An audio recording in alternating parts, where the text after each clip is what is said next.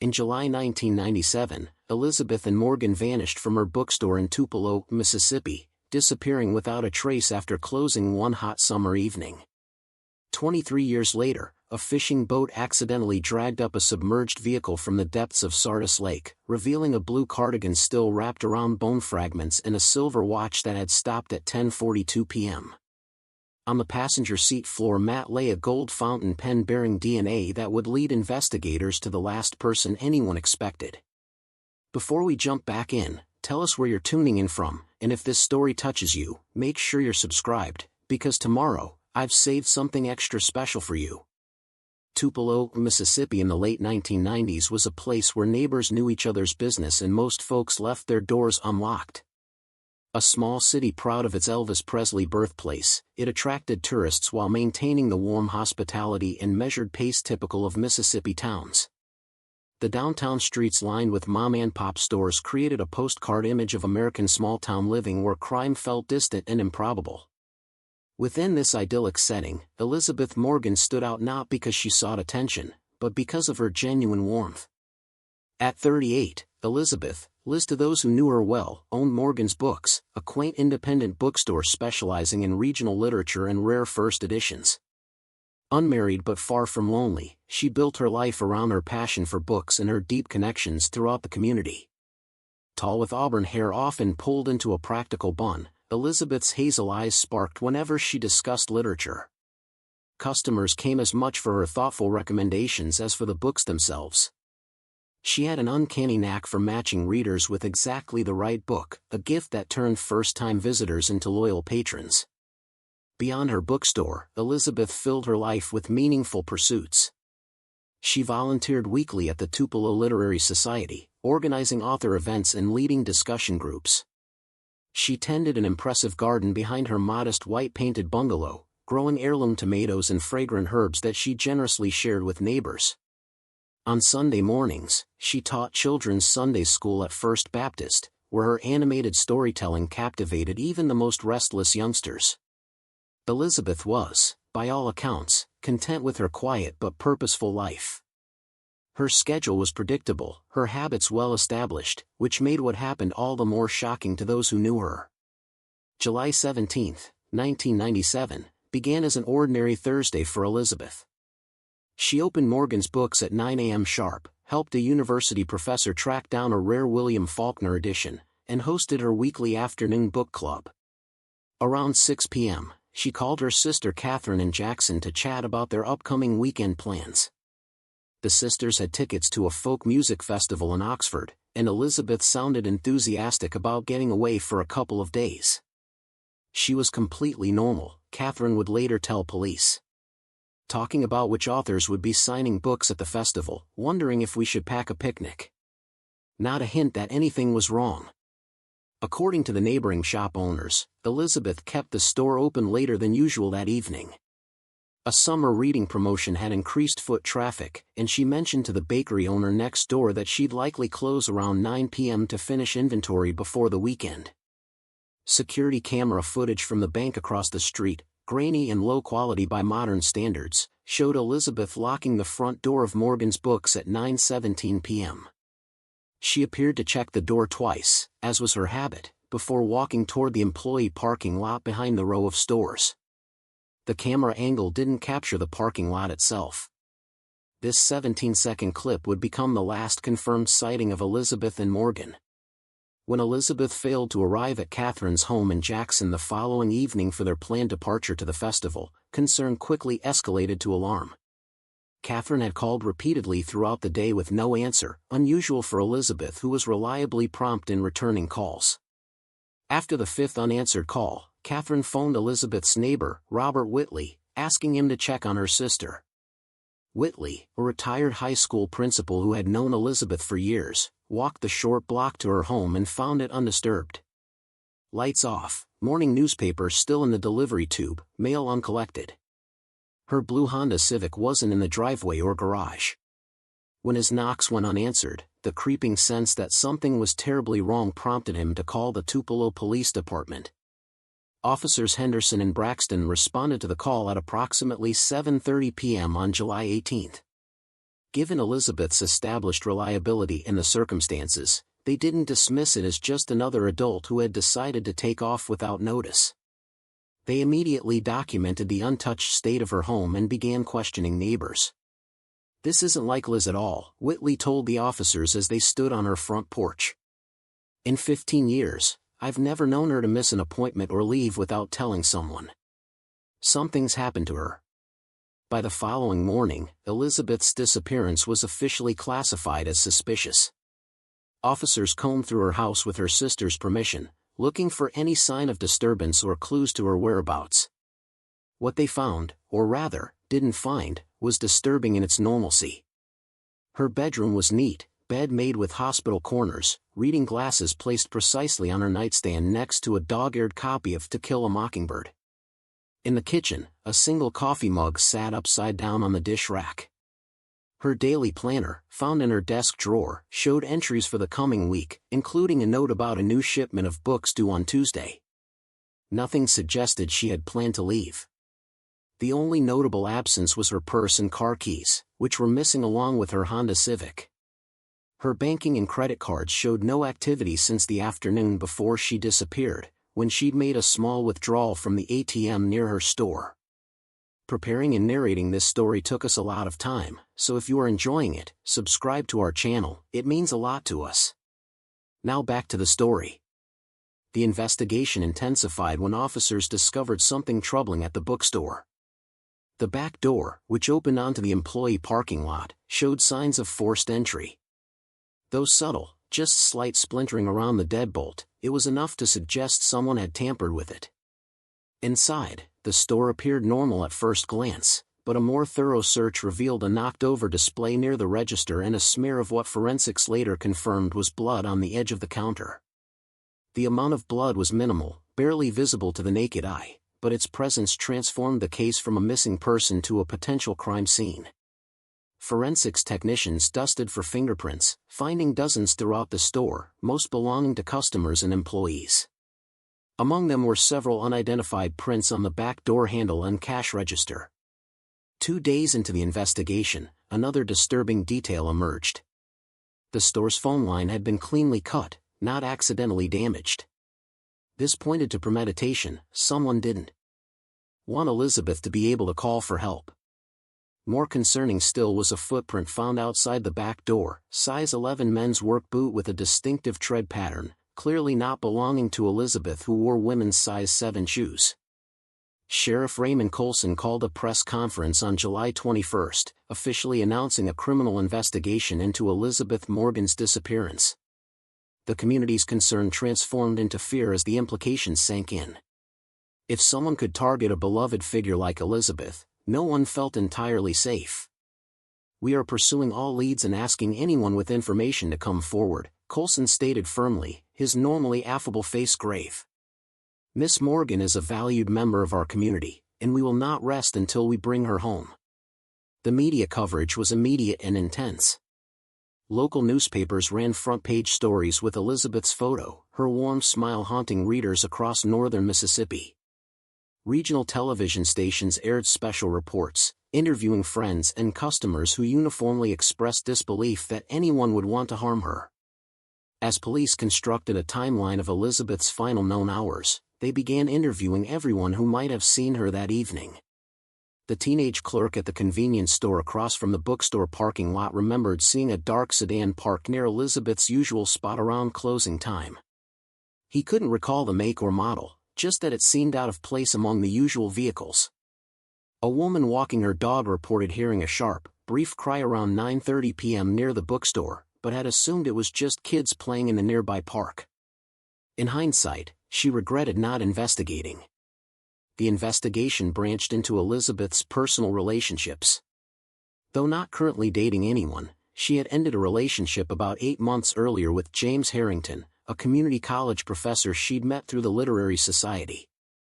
The breakup had been Elizabeth's decision, and while friends described it as amicable, police noted that Harrington had moved to New Orleans shortly afterward.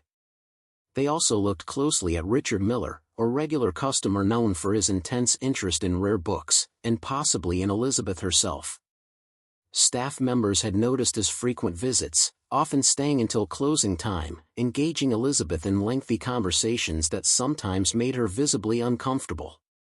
Miller adamantly denied any involvement, claiming he was at a family dinner in Memphis the night she disappeared, an alibi his relatives corroborated. The third person of interest was Thomas Drake, a local contractor who had done renovation work on the bookstore the previous spring. Drake had a minor criminal record, mostly petty theft and a bar fight from his younger days, and one of his employees mentioned that Drake had seemed unusually interested in Elizabeth, offering to do additional work at discounted rates and sometimes appearing at the store when off-duty. When questioned, Drake stated he was working late at a construction site in Corinth on July 17, but his time card showed him clocking out at 5 p.m. This discrepancy put him on the investigators' radar, though they lacked evidence to move beyond questioning. As the first week of the investigation closed, the search expanded geographically. Officers and volunteers combed through wooded areas, checked abandoned buildings, and dragged several small ponds within a 20-mile radius of Tupelo. Helicopters from the state police scanned more remote areas, while search dogs tried to pick up Elizabeth's scent from items provided by her sister. Then came the first significant physical evidence. On July 25, a farmer checking fence lines along Highway 6 found a woman's shoe in a roadside ditch, approximately 7 miles outside Tupelo. The beige pump matched the description of what Elizabeth had been wearing the night she disappeared. Not far from it, partially hidden under fallen leaves, was a leather handbag containing Elizabeth's driver's license, library card, and $37 in cash. The discovery sent a chill through both investigators and the community. The location, remote but accessible, just off a secondary highway leading towards Sardis Lake, suggested that whoever took Elizabeth had transported her out of Tupelo. The fact that her purse appeared deliberately placed rather than dropped in a struggle heightened suspicions of foul play. The search intensified around the area where the items were found. Over 200 volunteers joined law enforcement in grid searching the surrounding woods and fields. They discovered nothing more, despite 3 days of exhaustive effort. Elizabeth's blue Honda Civic remained missing, as did any trace of the woman herself. As July turned to August, the investigation began to stall. Leads dwindled, searches yielded nothing new, and the initial media frenzy subsided to occasional updates. The FBI joined the case, bringing additional resources and expertise, but even they struggled to make headway without more evidence. For the people of Tupelo, especially those who knew Elizabeth well, the uncertainty was excruciating. A candlelight vigil held 1 month after her disappearance drew over 500 attendees, filling the town square with flickering light as prayers were offered for her safe return, though few truly believed she would be found alive after so much time. Catherine Morgan, devastated but determined, established the Elizabeth Morgan Foundation, dedicated to helping families of missing persons and funding improved security measures for small businesses in Tupelo. "My sister spent her life bringing stories to people," she told reporters. "Now I need to make sure her story isn't forgotten." The bookstore remained closed, its windows papered over, becoming an unintentional memorial. Customers left flowers and notes on the doorstep. Some claimed they could feel Elizabeth's presence when passing by, a gentle reminder of the woman who had touched so many lives through her love of literature. By the end of 1997, the case had officially gone cold. The unidentified fingerprints from the bookstore and DNA from blood traces were entered into national databases, but produced no matches. The distinctive boot print was compared against thousands of patterns without success. Even the dark sedan spotted near the parking lot remained unidentified, its make, model, and driver lost to that summer night. For the next 5 years, the anniversary of Elizabeth's disappearance brought renewed media attention and brief surges in tips, but nothing substantial emerged. Sheriff Colson, who had promised to find her, retired in 2002 with the case still unsolved, a failure that visibly weighed on him during his farewell press conference. The officers who had been first on the scene moved on to other positions or departments. The FBI file remained open but inactive. In Tupelo, life continued, though the community never completely healed from the wound of not knowing what had happened to one of their own. Elizabeth Morgan became a cautionary tale, a reason to lock doors and install security systems, a name that made parents hold their children's hands a little tighter in public places. Only her sister Catherine refused to let the case fade entirely into history. Each year on Elizabeth's birthday, she took out a full-page advertisement in the Tupelo Daily Journal, featuring Elizabeth's photo and a plea for anyone with information to come forward. She lobbied the state legislature for better resources for missing persons investigations and cold cases. She maintained a small office in her home dedicated solely to organizing Elizabeth's case files, convinced that someday, somehow, the truth would emerge. "Time doesn't heal this kind of wound," she told a documentary crew in 2005. "It just teaches you to live with the pain. But I will never stop looking for my sister. Never." Catherine couldn't have known then how prophetic those words would be, or that the answer to her sister's disappearance lay hidden beneath the dark waters of Sardis Lake, waiting patiently to be discovered. For over 20 years, Elizabeth Morgan's case gathered dust in the Tupelo Police Department's evidence room. The box containing her file grew yellow with age, interview transcripts, fingerprint cards, photographs of the blood smear on the bookstore counter, and the distinctive boot print cast, all preserved in plastic sleeves. With each passing year, the chances of solving the mystery diminished, the memories of witnesses faded, and evidence degraded. Yet one detective could never quite let the case rest. Officer Rebecca Daniels had been a rookie when Elizabeth disappeared, one of the first female officers on the Tupelo force and only 2 years out of the academy.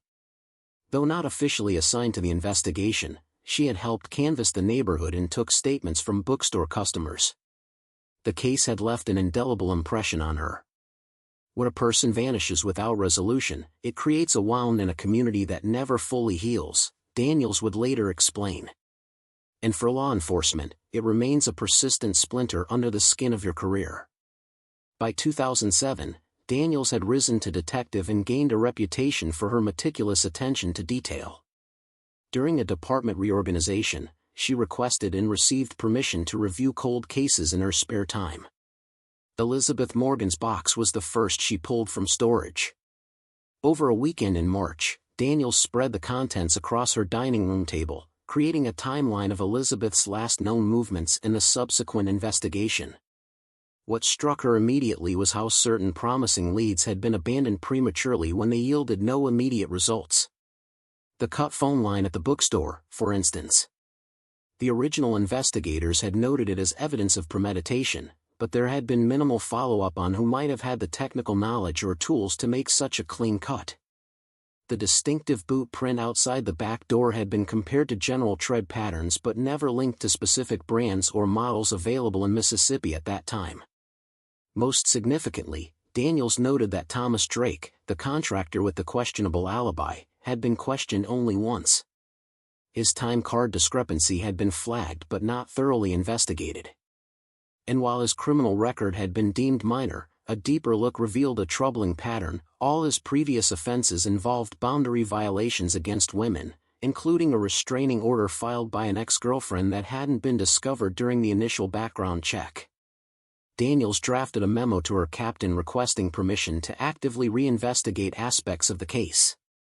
Her request was approved, but with limited resources, cold cases weren't a priority for the department facing rising drug crimes and gang activity. Nevertheless, Daniels persevered. She tracked down Thomas Drake first, only to discover he had died in a workplace accident in 2004. His death certificate listed the cause as electrocution at a construction site in Tennessee. This closed door might have discouraged some, but for Daniels, it only intensified her determination. She turned her attention to the blood evidence found on the bookstore counter. In 1997, DNA testing was available but far less sophisticated than modern techniques. The sample had been analyzed and preserved but yielded no matches in the databases of the time. Daniels submitted a request to have it retested with contemporary methods. The results, when they finally came back months later, revealed something the original testing had missed. The blood wasn't Elizabeth's, it belonged to an unknown male. This discovery sent a ripple of excitement through Daniels. Here was concrete proof that Elizabeth had fought back against her attacker, potentially injuring him in the process. The DNA was entered into CODIS, the combined DNA index system maintained by the FBI, but again produced no matches. Whoever had bled in the bookstore that night wasn't in the system. Still, having the DNA profile on file meant that if the perpetrator ever committed another crime requiring DNA submission, a match could be made. Throughout 2008 and 2009, Daniels continued her methodical reinvestigation in between her regular caseload. She re-interviewed aging witnesses, finding that some remembered details they hadn't thought to mention before. The convenience store clerk, now in his 30s with children of his own, recalled that the dark sedan he'd seen had Mississippi plates beginning with JH, a detail he'd forgotten to share with the original investigators. Elizabeth's sister Catherine was stunned to receive Daniels' call after so many years of silence from law enforcement. "I thought everyone had forgotten about Liz except me," she said, voice breaking. To know someone's still looking means everything. Catherine provided access to Elizabeth's journals, which had been overlooked in the initial investigation. Within these private pages, Daniels discovered references to someone Elizabeth referred to only as the Watcher, a customer who made her uncomfortable with his lingering presence and intense stares. Though never named directly, Elizabeth had written in an entry dated just 2 weeks before her disappearance, "W. was in again today, hovering by the rare books. I've told Marcus to stay nearby when he's here. Something about his eyes never seems right." Marcus Johnson had been Elizabeth's part-time assistant in 1997, a college student working summers at the bookstore. Now a high school English teacher in Jackson, he remembered the Watcher vividly when Daniels tracked him down. Tall guy, always in work clothes, would spend hours pretending to browse but really watching Liz, Johnson described. He'd ask questions about her personal life disguised as chit-chat about books. "I started staying late when he was around because he gave me the creeps. But I was off that Thursday, summer class final. I've always wondered if I could have prevented what happened if I'd been there." The description matched neither Richard Miller nor Thomas Drake precisely. Daniels began to suspect they might have been looking at the wrong suspects all along. But without a name or more specific description, the Watcher remained a phantom, present in Elizabeth's final days but impossible to identify. By 2010, Daniels' cold case work had slowed considerably as budget cuts and personnel shortages forced her to focus entirely on active cases. The Morgan file returned to storage, though Daniels kept a copy of the key evidence photos and notes in her desk drawer as a reminder of unfinished business. 4.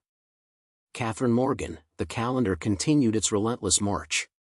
Each July 17th, she visited her sister's empty grave, a memorial headstone placed in the family plot though there was no body to bury. She maintained the Elizabeth Morgan Foundation, which had grown to provide support services for families of missing persons across 3 states. On the 10th anniversary of Elizabeth's disappearance, Catherine published a book titled The Empty Space, My Sister's Unsolved Disappearance.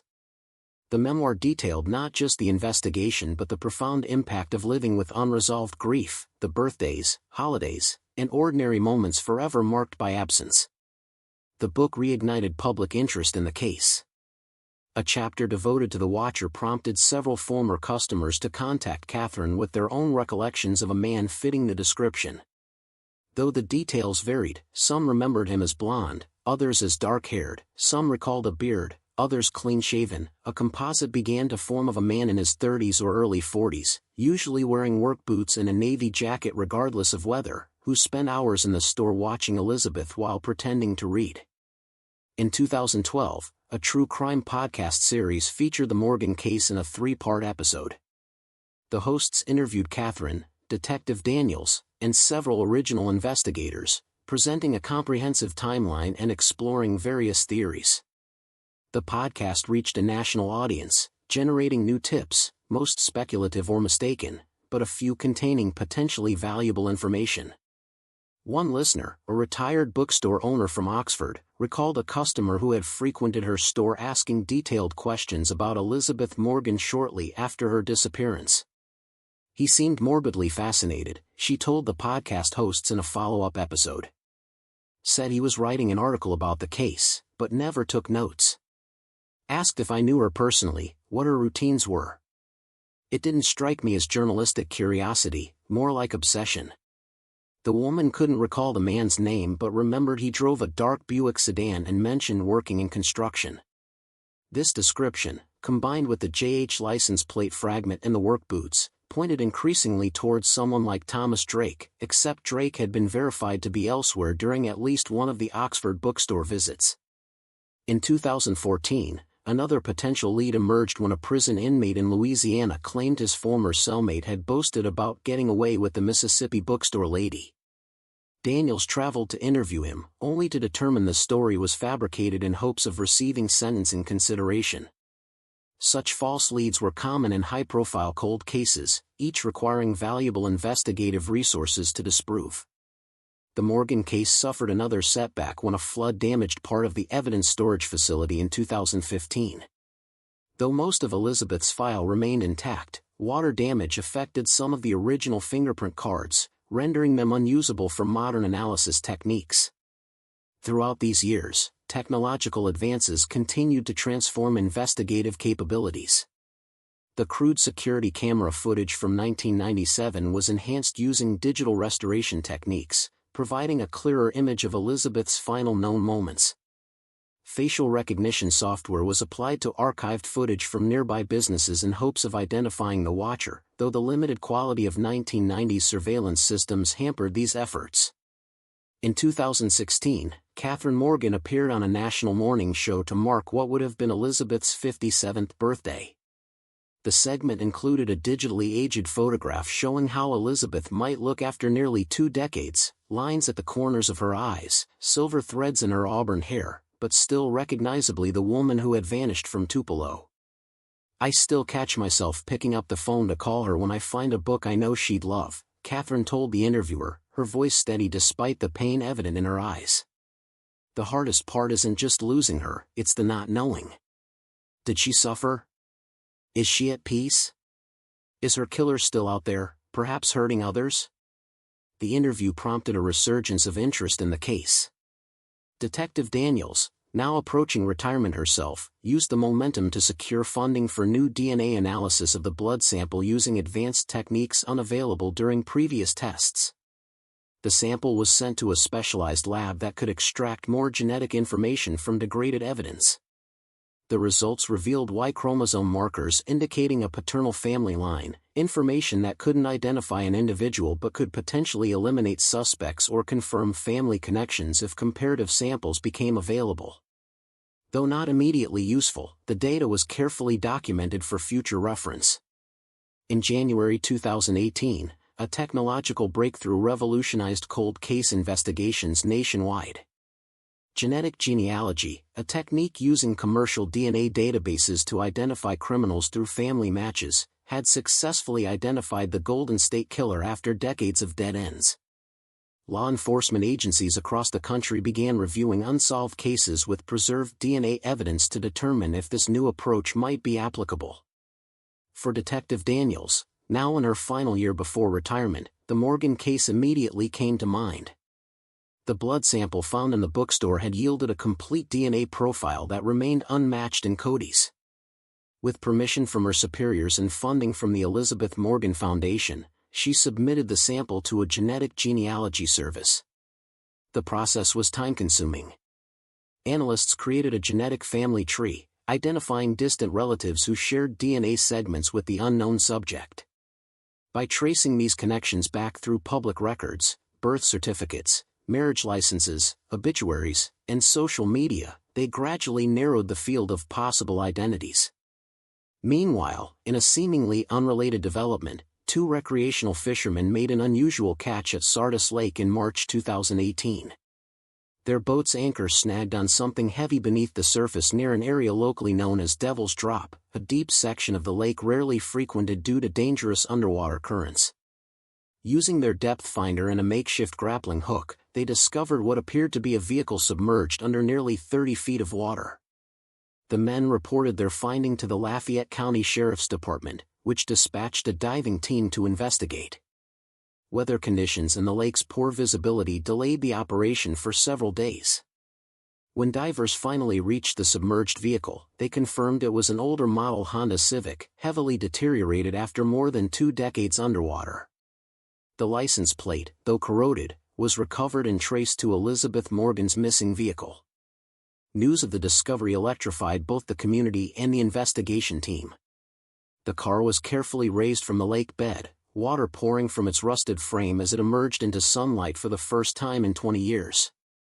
The recovery operation drew spectators and media from across the state, all watching in somber silence as the physical evidence of a long-ago tragedy broke the water's surface. Forensic technicians in protective gear swarmed the vehicle once it reached shore.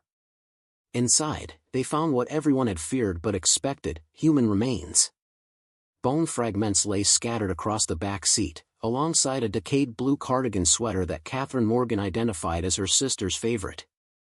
A silver watch, stopped at 10:42 p.m., remained clasped around what had once been a wrist. On the passenger side floor, preserved in the mud that had accumulated inside the vehicle, investigators discovered a gold fountain pen, an expensive writing instrument that didn't belong to Elizabeth according to her sister. This unexpected object became immediately significant as a potential link to the killer. The pen was carefully extracted and rushed to the state crime lab, where technicians painstakingly cleaned it without damaging potential DNA evidence. Though exposed to water for decades, the sealed interior of the pen's cap contained a preserved sample of saliva, likely from someone who had habitually removed the cap with their teeth.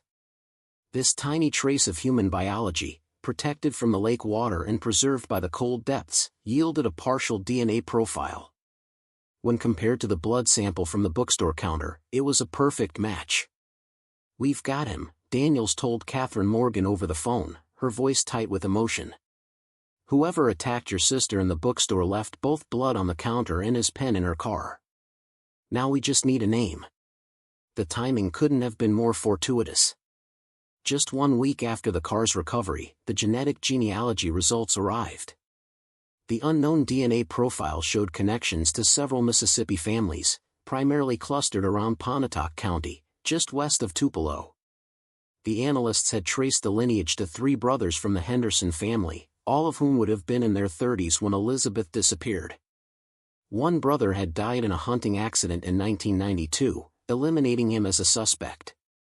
Another had moved to California in 1995 and had documented proof of residence there when Elizabeth vanished.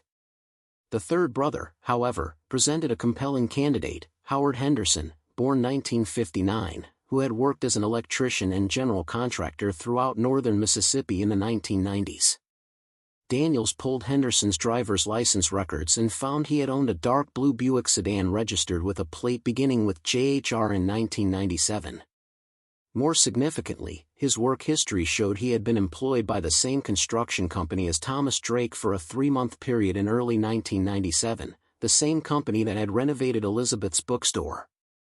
Howard Henderson had never been interviewed during the original investigation. He had never appeared on any suspect list. Yet as Daniels compiled his information, the connections became increasingly undeniable. Henderson had the technical knowledge to cut a phone line cleanly. His work would have required boots similar to the print found outside the bookstore. And most damning, he had been cited for trespassing at another woman's workplace in 1996, though charges were later dropped. Current records showed Henderson was still alive, now 59 years old, living in a small house outside Pontotoc and working as a maintenance supervisor at a manufacturing plant. His life had progressed quietly over the decades since Elizabeth's disappearance: no marriage, no serious criminal charges, nothing to draw attention to himself. As Daniels prepared to pursue Henderson, she faced a critical challenge: they needed a current DNA sample to definitively match him to the evidence. A direct approach requesting a voluntary sample would alert him and potentially allow him to flee. Instead, investigators established surveillance, following Henderson through his daily routines and waiting for an opportunity to collect discarded items containing his DNA. Their patience was rewarded when Henderson visited a local diner for breakfast, leaving behind a coffee cup with saliva traces on the rim.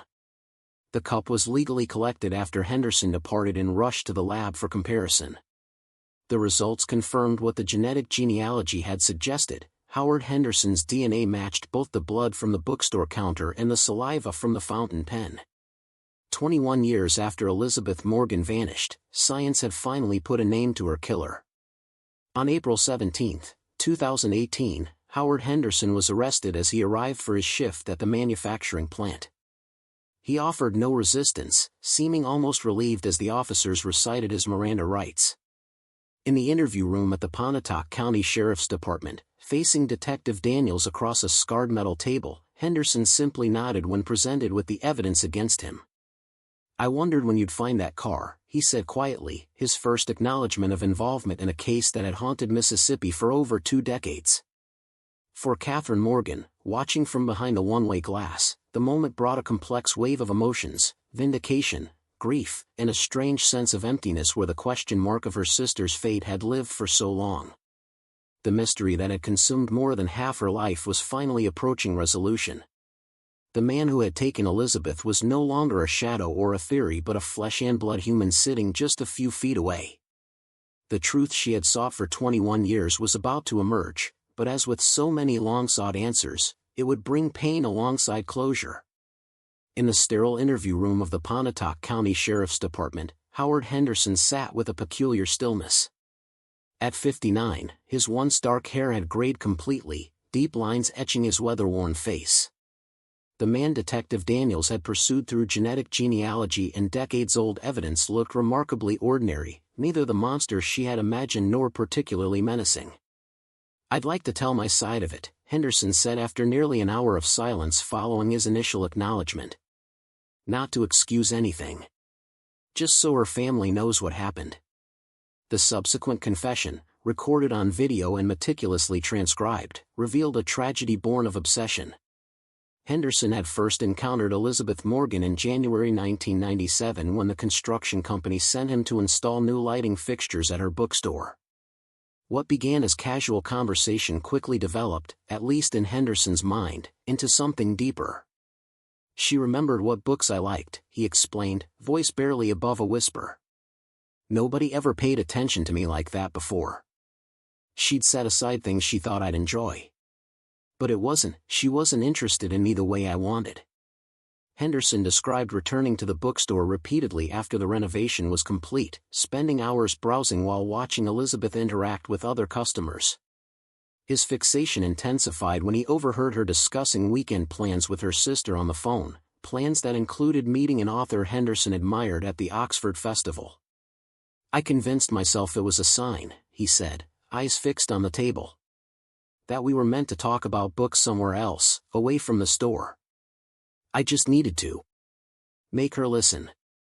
On July 17, 1997, Henderson waited in the employee parking lot behind Morgan's Books, gathering courage to approach Elizabeth directly. When she emerged and headed toward her car, he stepped forward to speak to her.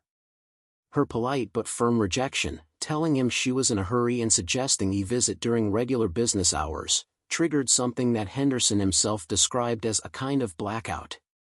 "I remember grabbing her arm. She pulled away, scratched me.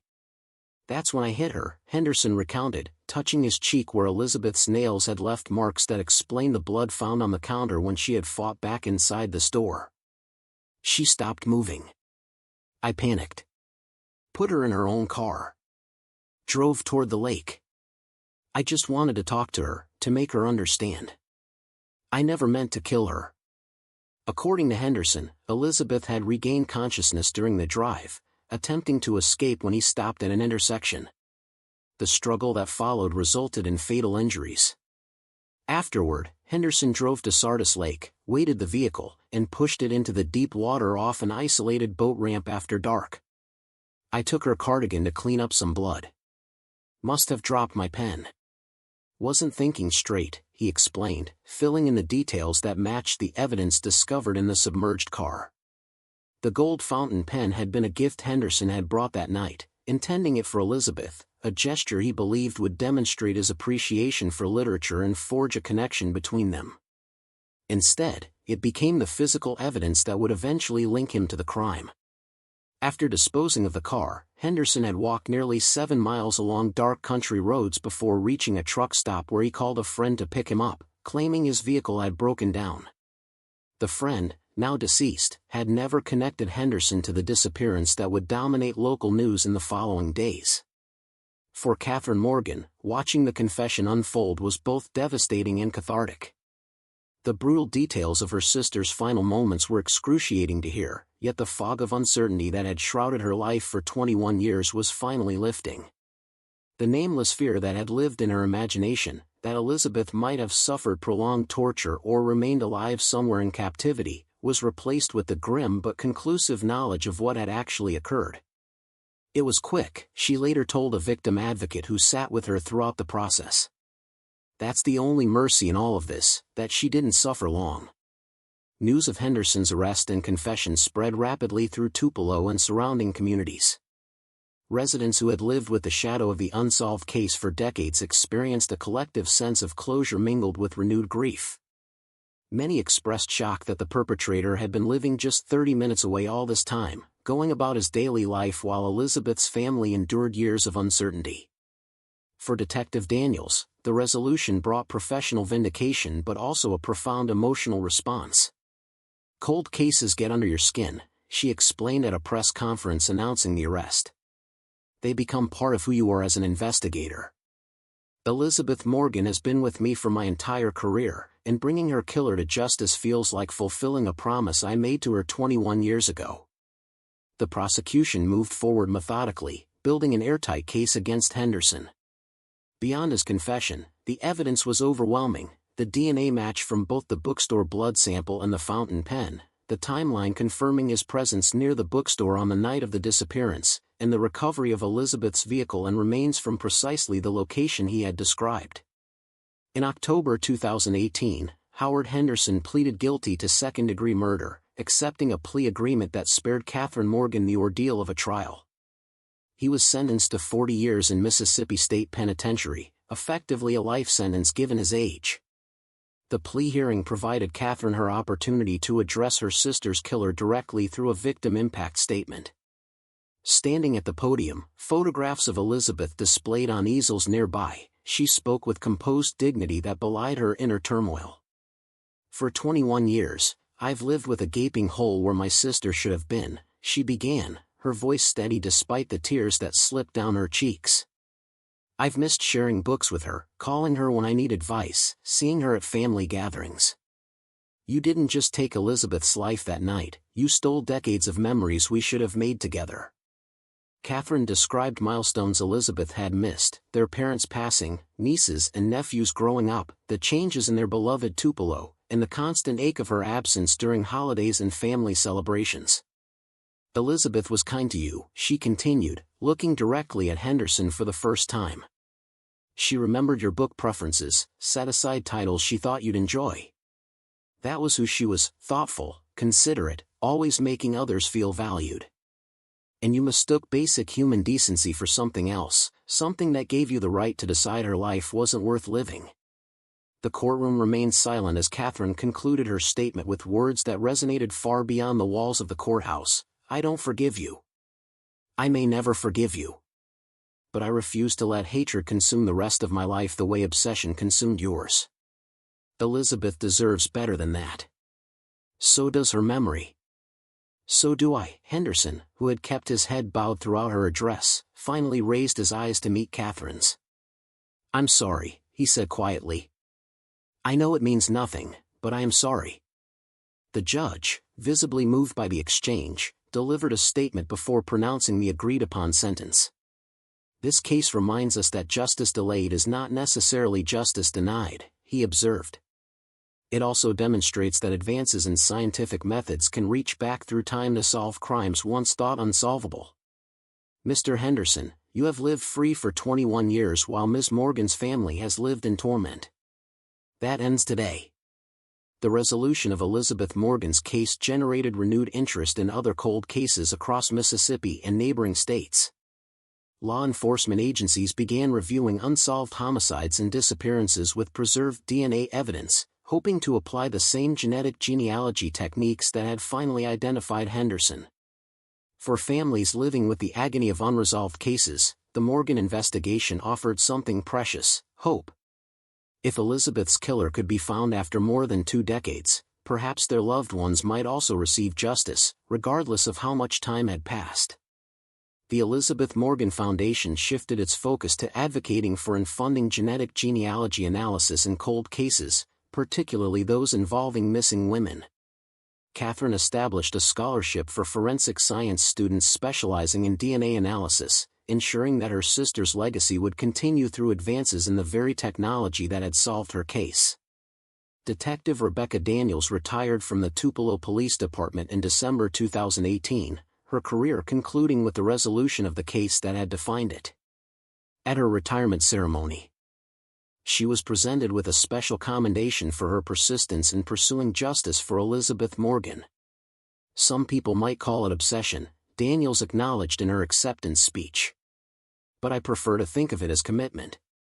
When we put on this badge, we make a promise to victims and their families that we won't give up on them, no matter how cold the trail gets, no matter how many years pass. Elizabeth Morgan deserved that commitment. Every victim does. In April 2019, nearly a year after the discovery of her car in Sardis Lake, Elizabeth Morgan's remains were finally laid to rest beside her parents.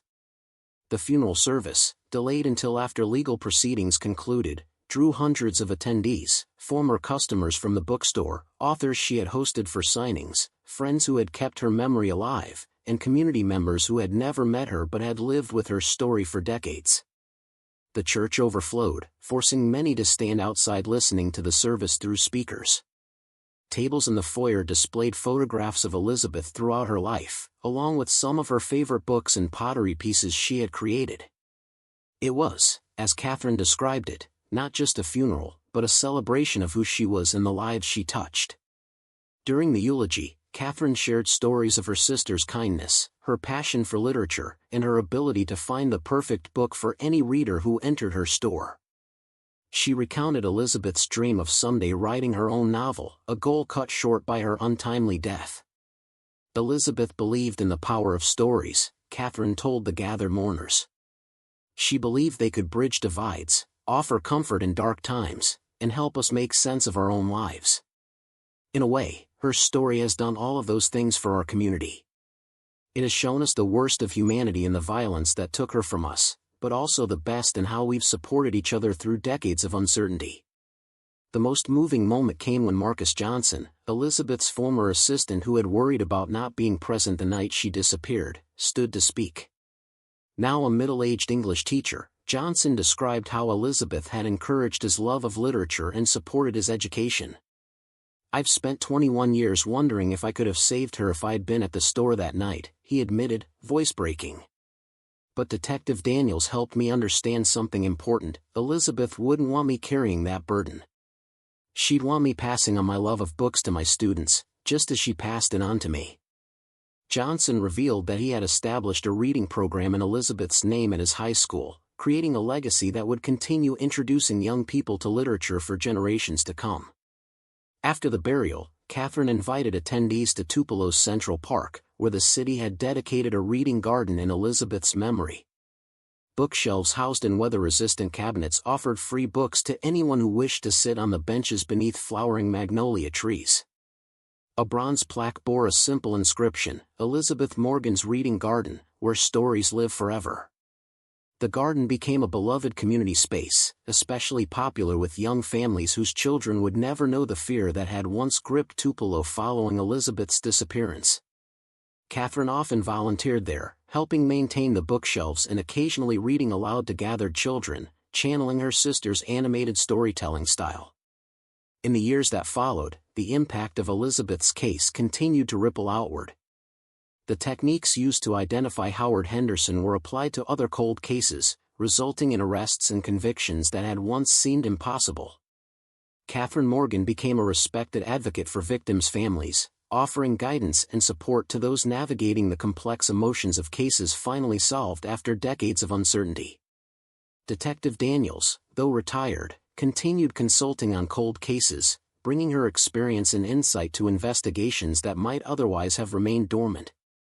She and Catherine formed an unexpected friendship, meeting monthly for coffee to discuss progress on other cases and the continuing evolution of forensic techniques. For the community of Tupelo, the resolution brought a sense of completion to a narrative that had defined a generation. Parents who had restricted their children's independence out of fear gradually relaxed their vigilance. Downtown businesses that had installed security measures following Elizabeth's disappearance found themselves in a changed world, continuing these practices not because of lingering terror but as standard precautions in a more security-conscious society. Howard Henderson's name faded from public consciousness as he served his sentence far from the community he had traumatized. He declined all interview requests and maintained minimal contact with the outside world, seemingly content to disappear into the anonymity of the prison system. 5 years after Henderson's conviction, Catherine Morgan published a second book, Finding Elizabeth: Justice, Closure, and Living with Loss. Unlike her first memoir written during the height of uncertainty, this work explored the complex reality of finally having answers after decades of questions. Closure isn't what people imagine, she wrote in the introduction. It isn't a door firmly shut or a chapter neatly ended. It's more like learning to live with a different kind of pain, one that has boundaries and definition, unlike the formless dread of not knowing. The questions change from what happened, to how do I honor her memory? From will we ever know, to what do we do with what we now know? The book became a guide for thousands of families facing similar journeys, offering insights into navigating grief that doesn't follow conventional timelines and finding purpose in advocacy. Catherine's unflinching honesty about both the relief and the new pain that accompanied resolution resonated with readers far beyond those directly touched by unsolved cases. On the 25th anniversary of Elizabeth's disappearance in July 2022, a documentary premiered at the Tupelo Film Festival. The bookstore, Elizabeth Morgan's story, traced the entire saga from the night she vanished to the garden that now bore her name. It featured interviews with Catherine, Detective Daniels, Marcus Johnson, and many others whose lives had intersected with the case. The film's director, a Tupelo native who had been a child when Elizabeth disappeared, captured not just the facts of the investigation but the emotional journey of a community coming to terms with both loss and resolution. Most powerfully, it explored how a tragedy that had once defined Tupelo by fear had ultimately defined it by resilience and commitment to justice. The documentary concluded with scenes from the reading garden, where children too young to know Elizabeth's story browsed bookshelves beneath magnolia trees. Their innocent enjoyment of a space born from tragedy embodied the community's journey from darkness into light. Catherine, now in her 60s with silver threading her dark hair, was shown arranging books on the shelves. Looking directly into the camera, she offered words that encapsulated the complex legacy of her sister's case. There's a special kind of grief that comes with not knowing, a limbo where hope and despair battle endlessly. Finding Elizabeth didn't erase my grief, but it transformed. Completely. Science solved her case, but humanity heals from it. Every cold case solved brings that healing to another family, another community. That's why we keep pushing forward, keep testing old evidence, keep remembering names others have forgotten. Because no one deserves to live in that limbo forever. As the credits rolled over images of the reading garden at sunset, viewers were left with a profound understanding that Elizabeth Morgan's legacy extended far beyond the tragedy of her death. It lived in the advanced techniques that now solved once hopeless cases, in the advocacy that supported victims' families, in the community that had transformed fear into memorial, and in the books that continued to connect readers just as Elizabeth had once connected them in her store. In solving a 21-year-old cold case, forensic science had done more than identify a killer. It had restored a narrative interrupted, allowed for proper mourning, and demonstrated that the passage of time need not mean the abandonment of justice. Elizabeth's story, once defined by her disappearance, had found a new ending, not a happy one, but one that honored truth and allowed those who loved her to finally turn the page. The resolution of Elizabeth Morgan's case after 21 years represented not just the end of a decades-long investigation, but the beginning of a broader impact on cold case methodology across the United States. In the 5 years following Howard Henderson's conviction, genetic genealogy evolved from an experimental technique to a standard practice in law enforcement agencies nationwide. The Morgan Foundation, under Catherine's guidance, established a cold case initiative that provided funding for DNA analysis in unsolved disappearances and murders where traditional investigative methods had failed. By 2025, the initiative had contributed to resolving 37 cases across 12 states, bringing closure to families who had waited as long as 40 years for answers. One such case involved the 1985 disappearance of a college student in Arkansas whose remains were discovered in a shallow grave near a highway rest area in 1992 but remained unidentified until the Morgan Foundation funded genetic genealogy testing. Another success story came from Florida, where a serial predator responsible for attacks on 5 women in the early 1990s was identified through DNA preserved from the crime scenes. For Detective Rebecca Daniels, retirement proved to be more of a transition than an ending. Her expertise in cold case methodology made her a sought-after consultant for police departments and private investigation firms specializing in long unsolved crimes. She developed a training program for detectives, emphasizing the importance of preserving evidence with future technological advances in mind. "Today's unsolvable case is tomorrow's textbook example," became Daniel's mantra as she taught new generations of investigators. The science that will crack your toughest cases might not exist yet, but the evidence needs to survive until it does. In 2023, Daniels published Cold Truth: The Science of Solving Yesterday's Crimes, a comprehensive guide for law enforcement that used the Morgan case as its central example. The book detailed not only the scientific breakthroughs that had ultimately identified Henderson but also the human elements of persistence and commitment that kept the investigation alive through decades of dead ends. "Science solves cases," she wrote in the introduction, "but people drive science forward.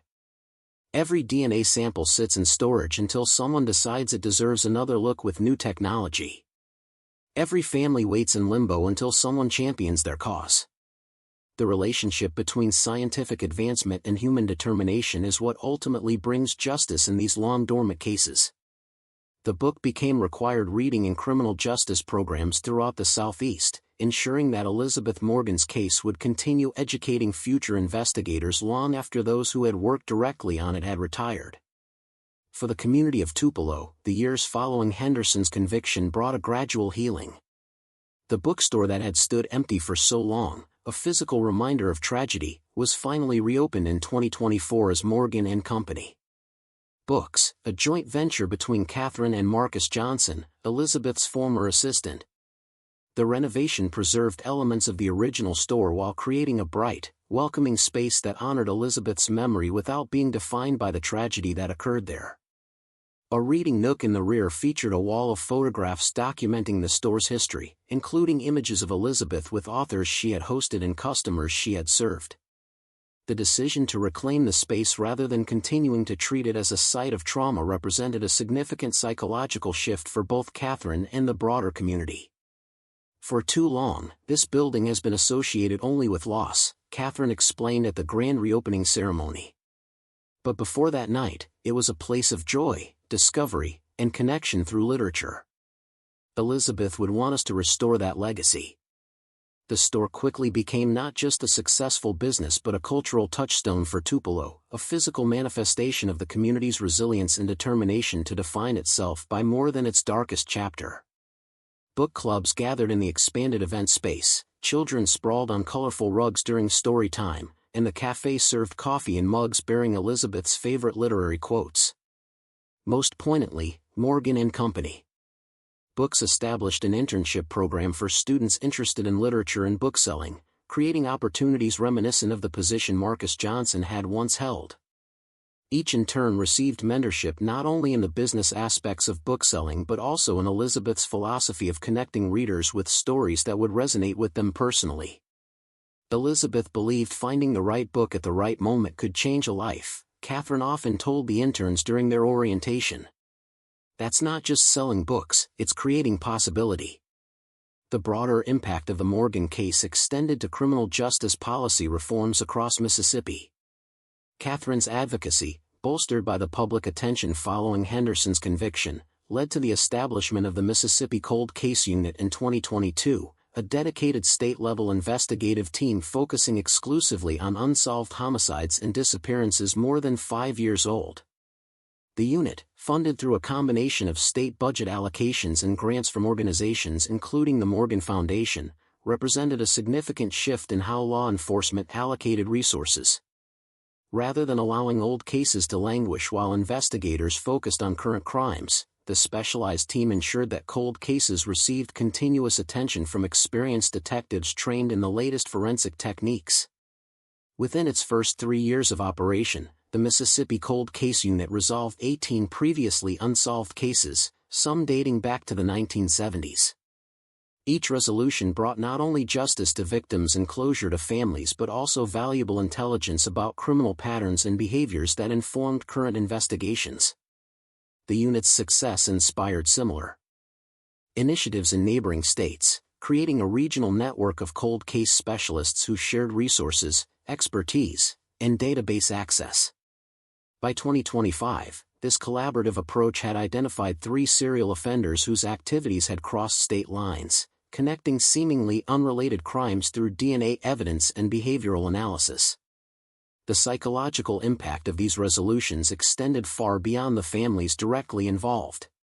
Communities that had lived for decades with the shadow of unsolved crimes experienced a collective healing as perpetrators were identified and held accountable. The message that justice could arrive even after decades restored faith in the criminal justice system and helped dissolve the fog of fear that had lingered in places marked by unresolved violence. For the families of victims, the network of support that had grown from Catherine Morgan's advocacy provided both practical assistance and emotional understanding. Annual retreats brought together those who had waited years or decades for answers, creating a unique community united by shared experience. "Only someone who has lived in that limbo truly understands what it's like," explained Diane Foster, whose daughter's 1988 disappearance was solved in 2024 through genetic genealogy funded by the Morgan Foundation. Having others who've walked that same path, especially those who finally found answers, gives you strength to keep going when hope seems impossible. These gatherings included not only families but also the investigators, forensic scientists, and genetic genealogists who worked on their cases, fostering personal connections that transcended professional relationships. The human element of cold case work, easily overlooked in discussions of DNA technology and database matching, remains central to Catherine's vision for the Foundation's work. In 2025, on what would have been Elizabeth's 66th birthday, Tupelo State University established the Elizabeth Morgan Center for Forensic Advancement, a research facility dedicated to developing new techniques for analyzing degraded evidence. The center brought together specialists from genetics, chemistry, computer science, and criminal justice to address the particular challenges of cold cases. At the center's dedication ceremony, Catherine reflected on the evolution of her grief over the 28 years since her sister's disappearance. "When Elizabeth vanished, I couldn't imagine ever feeling whole again," she told the gathered audience. "The questions consumed me: where she was, what had happened, whether she was suffering. When we finally found answers, I thought that would be the end of the journey." She paused, looking around at the state-of-the-art facility that now bore her sister's name. Instead, it was just the beginning of a different path. One where Elizabeth's story became not just a tragedy but a catalyst for change. One where other families wouldn't have to wait 21 years for answers. One where her legacy lives not in how she died, but in the justice her case continues to bring to others. The center's first major breakthrough came later that year with the development of a technique for extracting DNA from evidence previously considered too degraded for analysis. The method, known as the Morgan Protocol in recognition of the case that had inspired its creation, allowed investigators to revisit evidence from cases dating back to the 1960s with new hope of identifying perpetrators. Meanwhile, Howard Henderson's health began to decline in prison. At 66, he was diagnosed with advanced pancreatic cancer, with doctors estimating he had less than 6 months to live. The news prompted Catherine to make a difficult decision: whether to meet face-to-face with the man who had taken her sister's life. After careful consideration and discussions with her therapist, Catherine requested a meeting. "This isn't about forgiveness," she explained to Detective Daniels, who had offered to accompany her.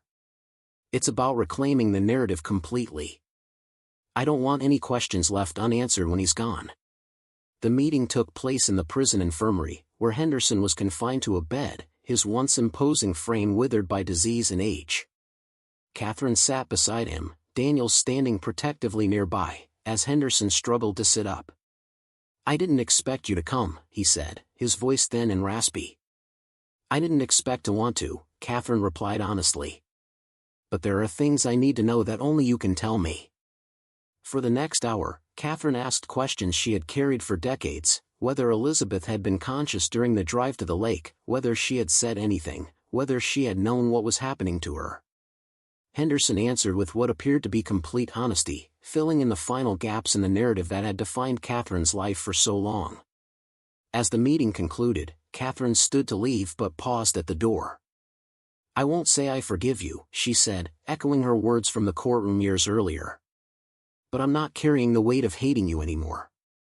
It's too heavy, and Elizabeth deserves better than to have her memory always tied to anger." Henderson nodded slightly, tears in his eyes. "I've thought about her every day," he admitted.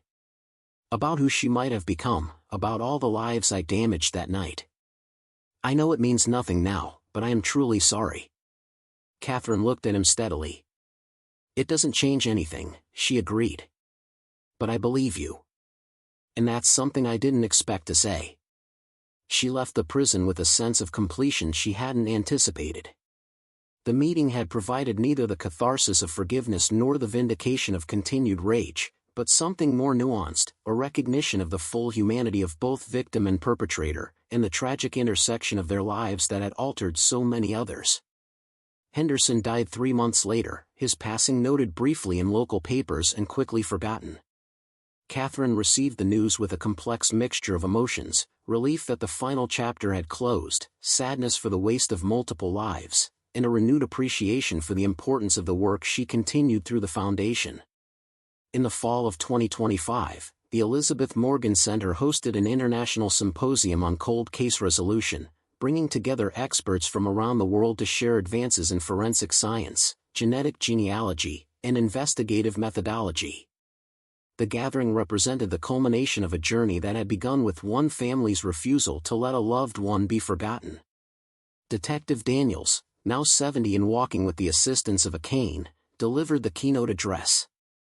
28 years ago, a young woman disappeared from her bookstore in Tupelo, Mississippi, she began, her voice strong despite her physical frailty. Today, hundreds of families have found answers because of what her case taught us about persistence, about the value of preserving evidence, and about the power of advancing science to reach back through time. She looked out at the audience of investigators, scientists, advocates, and family members united by their commitment to solving long-dormant cases. Every cold case represents a promise unkept, a promise to victims that justice will be served, a promise to families that their loved ones matter. What we've learned from Elizabeth Morgan's case is that it's never too late to fulfill that promise. The symposium concluded with the unveiling of a database that would allow law enforcement agencies nationwide to submit DNA from cold cases for genetic genealogy analysis at no cost to departments with limited resources. The Elizabeth Morgan Memorial Database represented a practical application of Catherine's belief that justice shouldn't depend on a department's budget or a family's ability to fund private testing. As the system went live, Catherine and Detective Daniels stood together, watching the first submissions appear on the large display screen, each representing a family waiting for answers and a victim whose story remained unfinished.